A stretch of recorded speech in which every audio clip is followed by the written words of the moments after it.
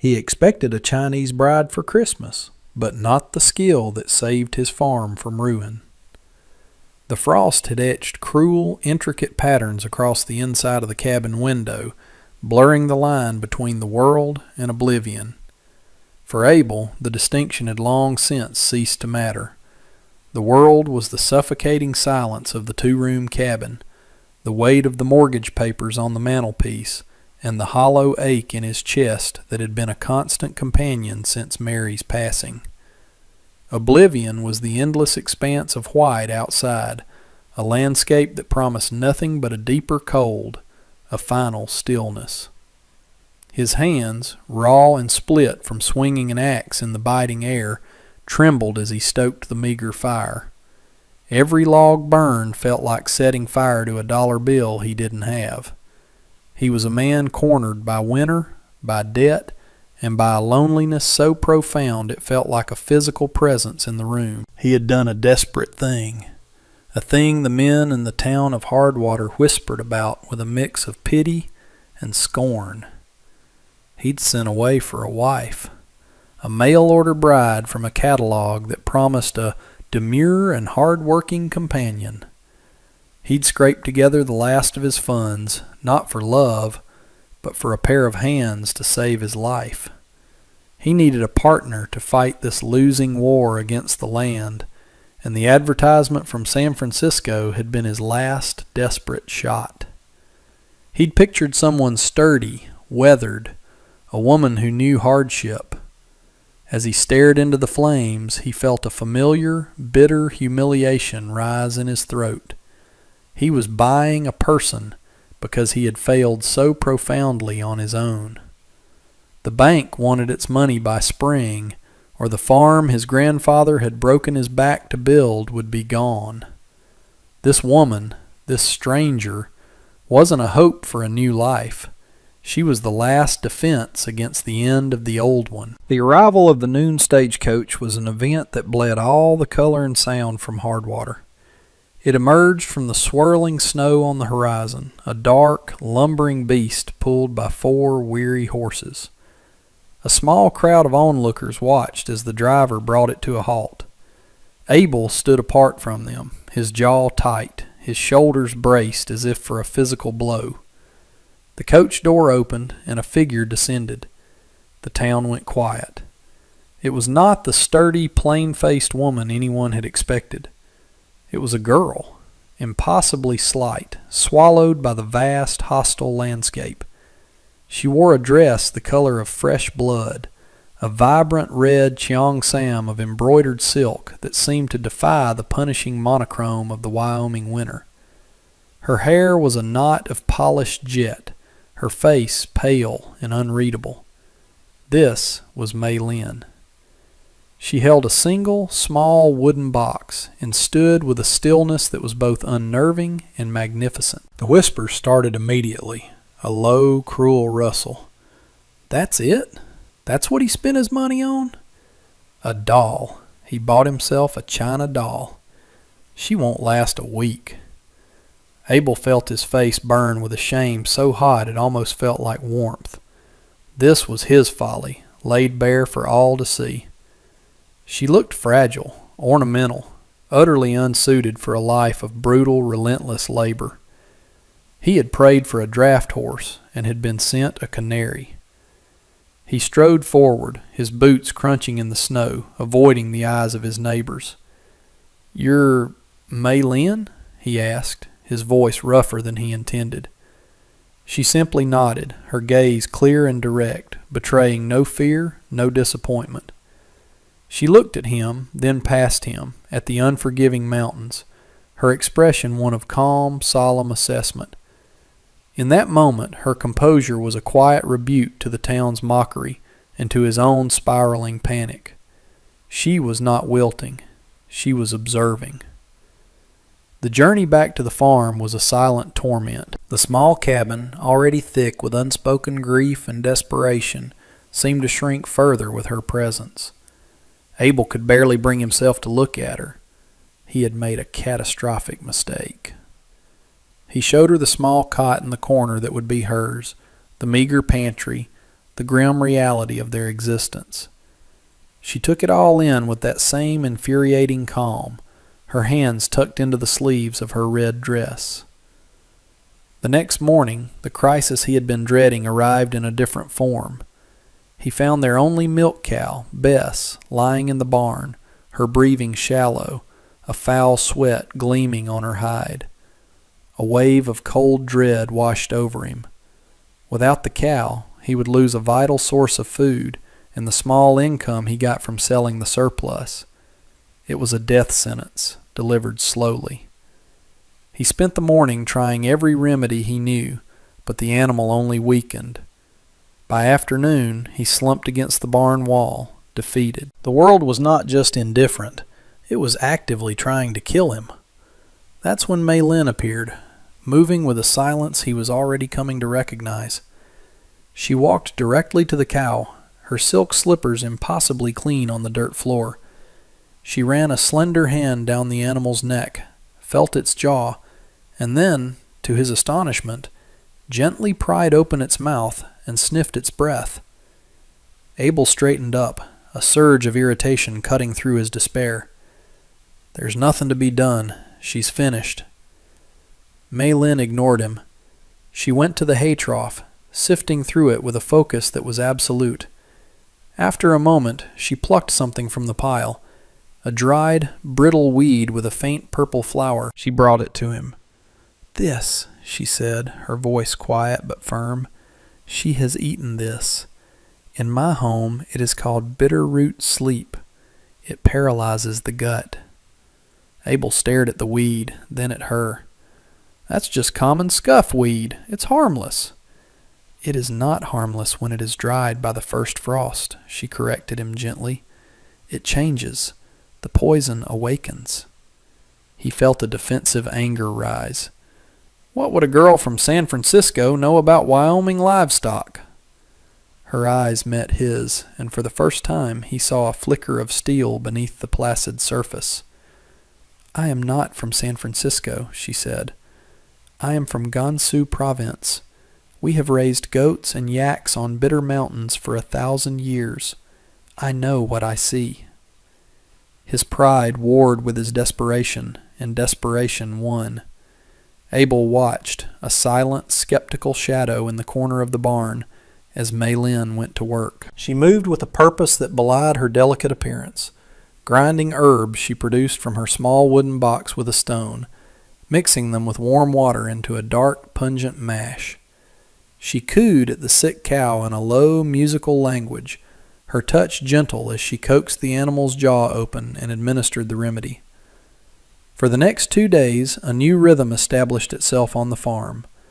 It was a rhythm of quiet, relentless competence. Mei Lin tended to the cow, but her work did not stop there. She walked the perimeter of the cabin, stuffing handfuls of dried moss and mud into the tiny cracks in the log walls, sealing them against the wind's relentless assault.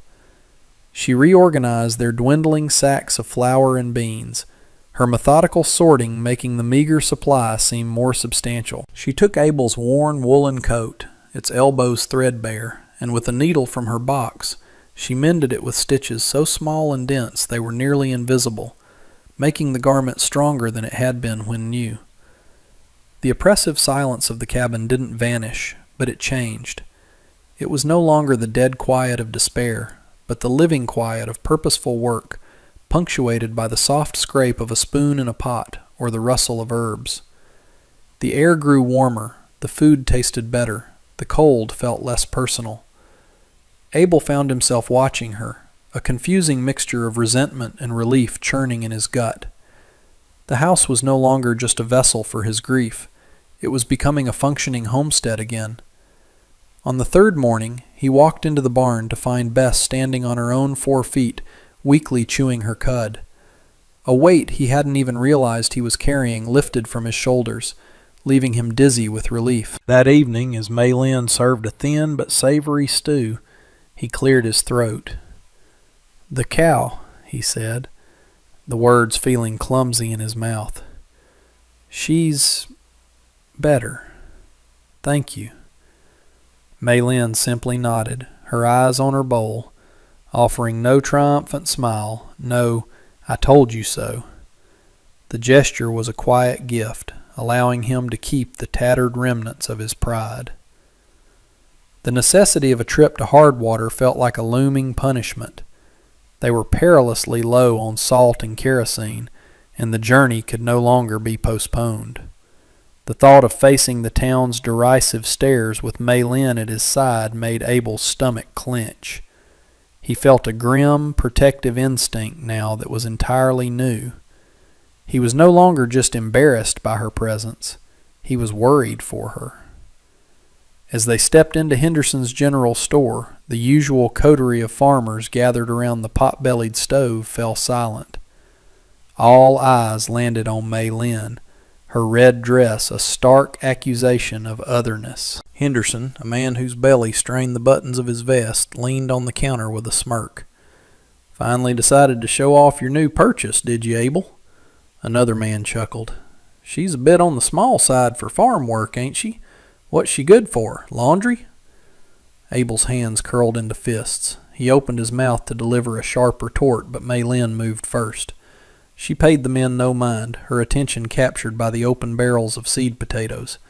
She walked over, picked one up, and turned it over in her slender fingers. She ran a thumb over a small, discolored spot near one of the eyes. "Mr. Henderson," she said, her voice cutting cleanly through the thick, judgmental atmosphere, "you should not sell these potatoes." Henderson's smirk faltered. "And why is that?" "They have the blight," Mei Lin stated simply. "It is not shown on the outside yet, but it is there. See this softness here? And the smell," she held it out. "It is the smell of the rot before it blooms. If you sell these, every man who plants them will lose his entire crop. It will spread through the soil." A dead silence fell over the store.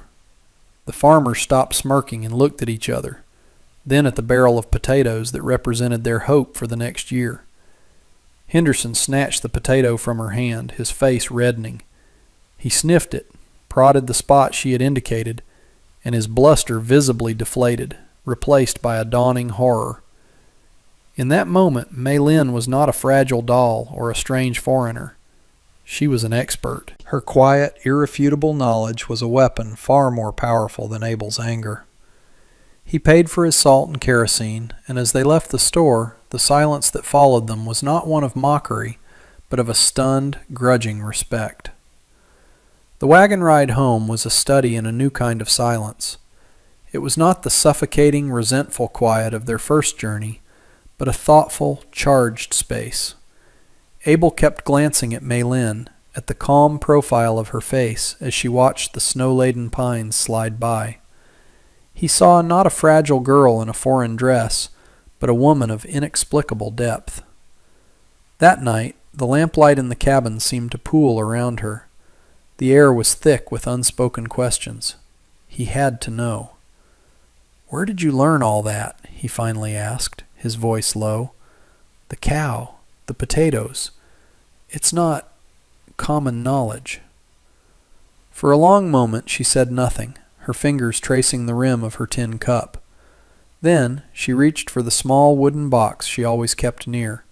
She opened it. Inside, nestled on worn silk, were not jewels, but dried herbs, a small, sharp-bladed knife, and a thin, rolled-up sheaf of rice paper covered in delicate painted characters and illustrations of plants. She unrolled one, showing him a drawing of the purple-flowered weed. "My family were not farmers," she said softly, her eyes fixed on the paper. "They were healers. We lived in the mountains where only the strong things grow. The knowledge is passed from mother to daughter. This," she touched the drawing, "is the first lesson. How to find the poison, and how to find the cure right beside it. There is always a balance." He saw the history there, the generations of women who had looked at the land not as an enemy to be conquered, but as a language to be read. "Why did you leave?" he asked, the question more gentle than he thought himself capable of. She looked up, and in her dark eyes he saw a flicker of a pain that mirrored his own. "A sickness came that we had no cure for. My parents, they are gone. There was nothing left for me there but ghosts. I wanted a place to build, not a place to remember." He nodded, understanding the hollowness of a life haunted by absence. He looked at her hands, so delicate yet so capable, and felt a profound, aching respect that eclipsed his earlier shame entirely. The sky began to change 2 days later. It was a subtle shift at first, the pale winter sun dissolving into a flat, bruised-looking ceiling of gray cloud that pressed down on the mountains. The wind, once a mere whisper, began to moan, a low, mournful sound that grew in pitch and intensity. A blizzard was coming, not the gentle flurries they had grown accustomed to, but a true plains monster. Abel knew the ritual. He spent the day securing the farm, his movements efficient and practiced. He checked the shutters, reinforced the barn door, and stacked a formidable wall of firewood against the cabin's eastern wall. He was a man who understood the brute force of nature. His preparations were a testament to that understanding. By evening, the world outside had vanished into a screaming vortex of white. The wind no longer moaned, it howled, clawing at the log walls, seeking entry with a malevolent intelligence. Inside, the two of them were an island in the storm. Abel felt a grim satisfaction. His defenses were holding. The cabin was tight. They were safe. It was then, above the roar of the wind, that a new sound emerged. A deep, groaning crack from overhead. He looked up at the main ridgepole, the massive log that formed the spine of the roof. It was a timber his own grandfather had set. It had held for 50 years. "It's just the cold," he said, mostly to himself. "The wood contracts." Maylin, who had been listening intently, her head tilted, shook her head. "No," she said, her voice barely audible over the storm. "That sound is not the cold. That is the sound of a crack widening. The wood is tired. It is breaking." He felt a flash of irritation. "That beam is thicker than I am. It'll hold." "The wind is not pushing from the side," she countered, her gaze fixed on the ceiling. "It is pressing down. The weight of the snow. It is too much. The center is weak." He wanted to dismiss her, to trust the solid work of his own ancestors over the instincts of a stranger. But the memory of the sick cow held him back. Another groan, louder this time, vibrated through the cabin, and a fine dust of dried moss sifted down onto the table. His pride was a small, useless thing against the terrifying possibility that she was right. The sound that followed was not a groan, but a sharp, percussive crack, like a rifle shot inside the cabin. A long, dark fissure appeared along the length of the ridgepole, and a cascade of snow and splinters rained down, extinguishing one of the lamps. The roof sagged visibly. In that instant, terror, cold and absolute, seized Abel. The cabin was their only shelter. If the roof collapsed, they would be buried. His mind went blank with panic. He could only see the impending failure, the crushing weight of the snow. Maylin, however, moved. "The table!" she shouted, her voice a sharp command that cut through his fear. "We need to brace it, now!" He stared at her, then at the heavy oak table his father had built. "What?" "We use it as a post. Tip it on its side. The legs will hold the beam." It was a desperate, insane idea, but it was an idea. The sight of her, already straining to lift one end of the massive table, shocked him back into motion. Together they heaved the heavy table onto its side, its thick top facing the ceiling. "The rope from the barn," she commanded. "I saw it behind the door." He scrambled to get it, his movements clumsy with urgency. They worked in a frantic, coordinated rhythm, the storm's roar their only soundtrack. He used his bulk to shove the tabletop upwards against the sagging beam, while Maylin, her small frame surprisingly strong, used the rope to lash the table's legs to the sturdy floorboards, creating a crude but effective support column. "Hold it!" she yelled as he pushed with all his might, his muscles screaming in protest. A final sickening splintering sound echoed from the beam, but then the table legs bit into the wood and the sagging stopped. They had done it. They stood back, panting, covered in dust and snow, the wind still screaming outside, but the immediate threat of collapse had passed. The cabin was wounded, but it was holding. In the flickering lamplight, he looked at her, this woman he had once dismissed as a fragile doll, and saw a survivor whose ingenuity had just saved their lives. The blizzard raged for 2 more days, imprisoning them in the wounded cabin. The world was reduced to the space between their 4 walls, the howl of the wind, and the steady, reassuring presence of the oak table holding back the weight of the sky. The terror of the crisis slowly ebbed away, replaced by a profound, shared exhaustion and a quiet intimacy that had not existed before. They spoke little, but every shared task, stoking the fire, melting snow for water, sharing a scant meal, became a conversation. On the 3rd night, the wind finally died down, leaving behind a world transformed, buried under a blanket of impossible, silent white. Abel sat by the fire, watching Mei Lin carefully tend to a long, shallow cut on her arm, a wound she'd gotten from a splinter during their frantic repair. He reached out, his hand covering hers, his touch surprisingly gentle. "Let me," he said softly. He cleaned the wound with a rag and whiskey, his calloused thumb brushing against her skin. The simple, practical act felt more significant than any words he could summon. He looked at the ugly, lashed-together brace in the center of their home, then at her. "I thought, when that beam cracked—" He couldn't finish the sentence. The fear of what he had almost lost, not just the cabin, but the fragile new life within it, was too large for words. "But we are here," she said, her voice a soft anchor in the immense quiet. "We held it, together." He looked into her eyes, and for the first time, he did not see a stranger or a mail-order bride. He saw the woman who had stood by him, who had refused to be broken by his land or his pride. "Abel," she said, her name for him a quiet claim. He leaned forward, and with a hesitation that spoke volumes of his long loneliness, he rested his forehead against hers. It was not a gesture of passion, but of something deeper, a confession of dependence, a vow of partnership, an acknowledgement that this woman, sent to him by desperation and chance, had become the very center of his world. When the thaw came, it revealed a world scrubbed clean and a farm irrevocably changed. The first thing Abel did was ride to the timberline and fell the straightest, strongest pine he could find. He spent a week shaping a new ridgepole, and when he set it, he did not use his grandfather's methods, but a series of interlocking notches Mei Lin had sketched for him in the dirt, a design that distributed weight with an architect's grace. The scar on the cabin's ceiling became a testament not to a near disaster, but to their shared victory. News of their survival and of the ingenious repair traveled through Hardwater. The whispers of mockery were replaced by murmurs of grudging admiration.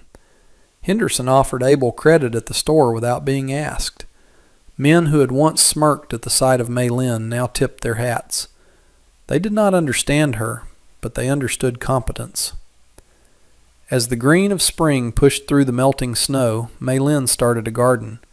She planted not just potatoes and beans, but strange hardy greens she'd grown from seeds carried in her wooden box. Their flavor was sharp and unfamiliar, but they thrived in the rocky soil. The farm began to breathe again. The fields were plowed, the new potatoes were planted, and the air filled with the scent of damp earth and new beginnings.